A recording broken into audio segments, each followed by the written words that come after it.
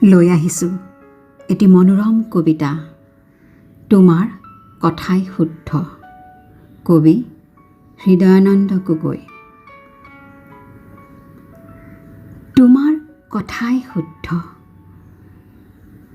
আচল কথাটো কৈছোঁ, তোমাৰ কথাই শুদ্ধ। তুমি আহিলে জোনাক আহে, তুমি নকলে বৰষুণ নাহে। তোমাৰ কথাই শুদ্ধ, বিজ্ঞানে ঢুকি নাপায় তোমাক। নেদেখে তোমাৰ ভিতৰ, নেদেখে তোমাৰ বাহিৰ। কেনেকৈ দেখিব তোমাৰ ভৱিষ্যত? তুমি যে টান আৱৰণৰ ভিতৰত, তুমি যে তৰপে তৰপে ৰহস্যৰ আৱৰ্তত। তোমাৰ কথাই শুদ্ধ, তুমি ভাবিলে জগতত কঁপনি আহে, তুমি মাতিলে ভূমিকম্প আহে। তোমাৰ যে পাৰ্থক্য এটাই, তুমি অবুজ, তুমি অনন্য। আচলতে তোমাৰ কথাই শুদ্ধ। তুমি কথা নকলে পৃথিৱী অচল, তুমি কথা কলে নদীও হৈ পৰে পাগল।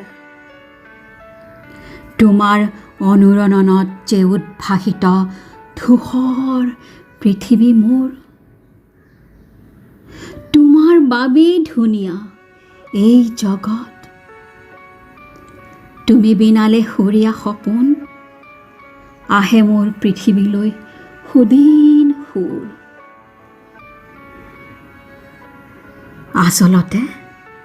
আচলতে তোমাৰ কথাই শুদ্ধ। তুমি মাতিলে ৰাতি আহে, তুমি বিচাৰিলে দিন আহে। তোমাৰ কথাই শুদ্ধ। পৃথিৱীৰ বুকুত ৰৈ যায় মাথো এটাই চিহ্ন, বুজি পালে জীৱন, বুজি পালে তোমাক ফিৰফিৰাই বতাহ আহে। ধাৰাসাৰ বৃষ্টিয়ে শীতল কৰে পিছল শৰীৰ। পৃথিৱীৰ বাবে মানুহৰ বাবে সকলোতে সমাধান আহে। তোমাৰ জগত যে নিচেই আপোন, তোমাৰ সাগৰত যে পালমূৰ চিকুণ চিকুণ। আচলতে তোমাৰ কথাই শুদ্ধ, তোমাৰ কথাই যে শুদ্ধ। জীৱন তোমাৰ বৰ অনুপম।